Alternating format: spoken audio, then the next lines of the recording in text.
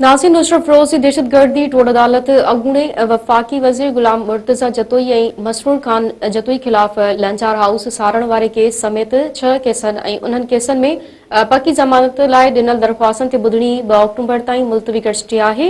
इन हवाले से तफ़सील मालूम कयो महबूब करोड़ो खां। जी महबूब, छा तफ़सील आहिनि? जी बिल्कुल, नौशर अफरोज दहशतगर्दी के खात्मे वाली अदालत में अॻूणो वफ़ाक़ी वज़ीर गुलाम मुर्तज़ा जतोई ऐं संदसि भाउ मसरूर खान जतोई पेश थिया आहिनि। मां तव्हांखे ॿुधाईंदो हलां त लंजार हाउस साण वारे केस समेत 6 केसनि में ऐं उन्हनि में पकी जेके ज़मानतुनि वारी दरख़्वास्तूं हुयूं उन्हनि ते ॿुधणी थी आहे।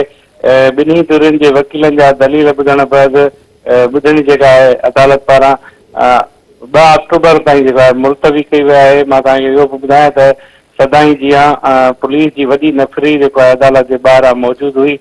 अदालत जे तरफ़ ईंदड़ वेंदड़ जेके रस्ता आहिनि उहे सील कया विया हुआ। जी महबूब, अवां जी महिरबानी।